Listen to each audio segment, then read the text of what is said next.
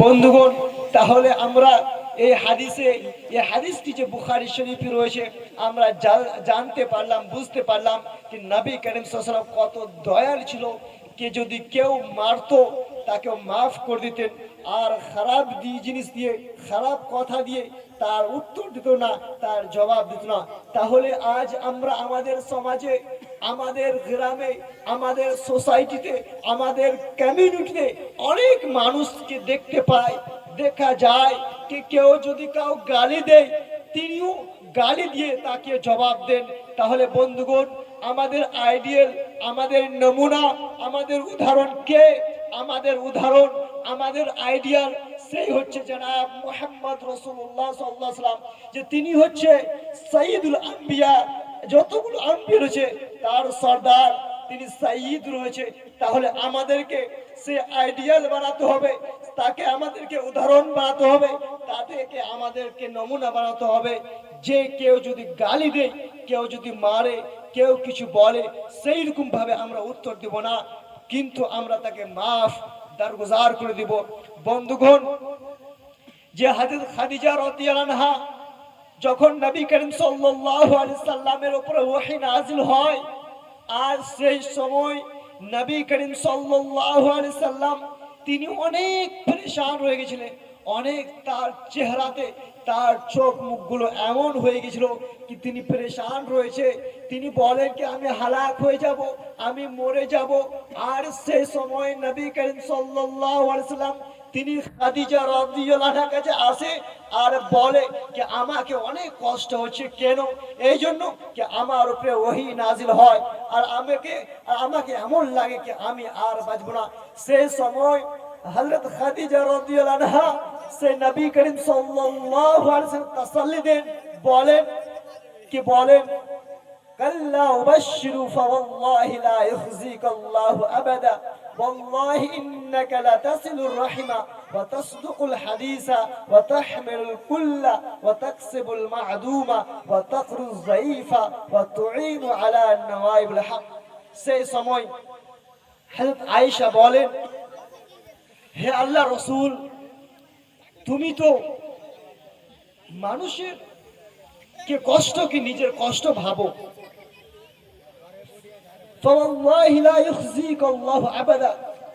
আল্লাহ তাআলা তোমাকে কখনোই রুসওয়া করবে না, জালিল করবে না, খারাপ জিনিসে তোমাকে ছেড়ে দিবে না, তোমাকে মেরে ফেলবে না। ওয়াল্লাহি ইন্নাকা লাতাসিলুর রাহিমা, তুমি তো মানুষের উপরে রহম করো। ওয়া তাসদুকুল হাদিসা, তুমি তো মানুষের সঙ্গে সচ কথা বলো, ভালো কথা বলো। ওয়া তাহমিলুল কাল্লা, আর মানুষের বোঝকে, মানুষের পেরেশানিকে নিজের পেরেশানি ভাবো।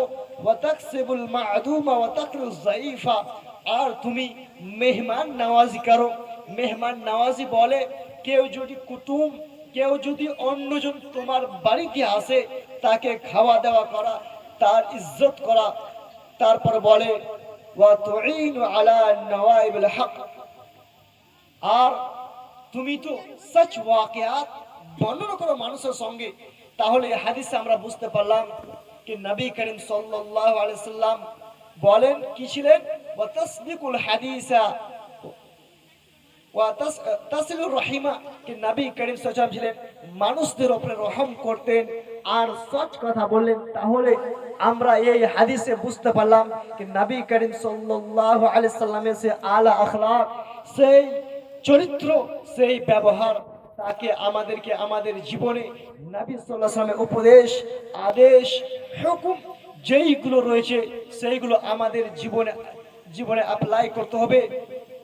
যে কুফারে কুরাইশ যখন নবী করিম সাল্লাল্লাহু আলাইহি সাল্লাম কে নবুয়ত থেকে সরফরাজ হয়নি, নবী করিম সাল্লাল্লাহু আলাইহি সাল্লাম তখন যে নবুয়ত রয়েছে তার লাকাব পায়নি, তার আগে যে কুফারে কুরাইশ রয়েছে তারা আস-সাদিকুল আমিন সেই লাকাব দিয়ে, সেই টাইটেল দিয়ে তারা নবী সাল্লাল্লাহু আলাইহি ওয়াসাল্লাম বলতেন কি নবী হচ্ছে আস-সাদিকুল আমিন।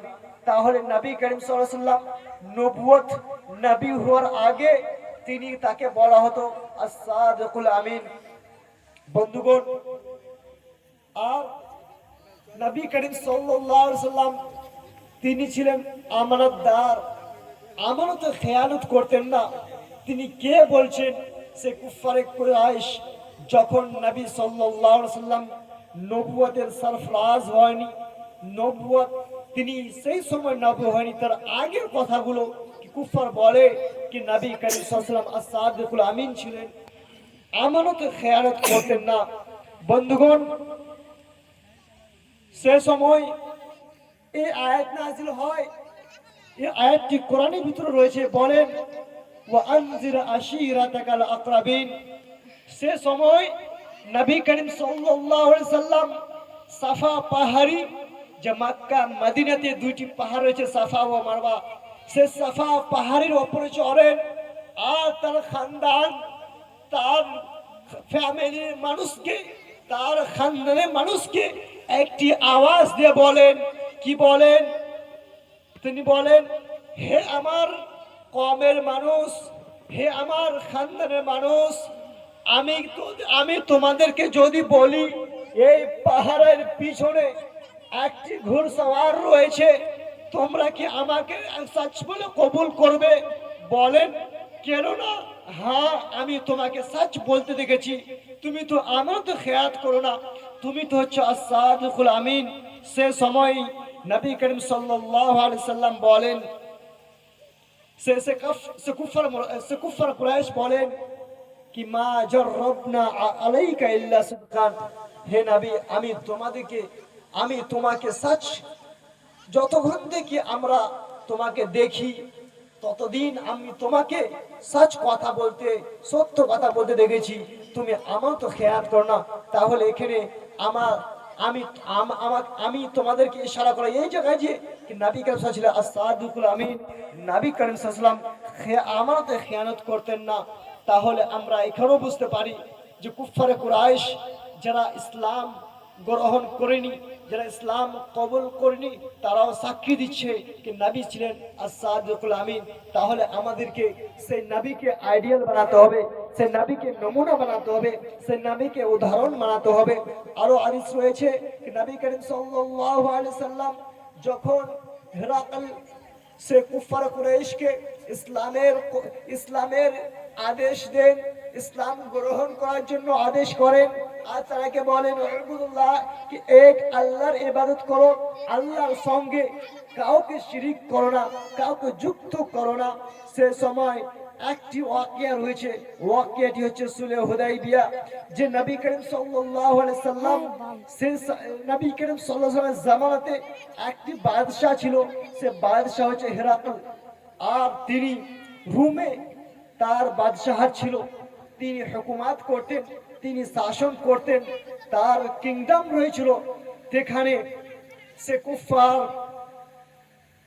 কুফারে কুরাইশ একজন, তিনি সে বাদশার কাছে গেলেন আর বলেন, এই যে মুহাম্মদ রয়েছে তিনি আমাদেরকে এক আল্লাহর ইবাদত করা হুকুম দেন, আর বলেন যে আমাদের যে এতগুলো মাবুদ রয়ে গেছে সব হচ্ছে বাতিল।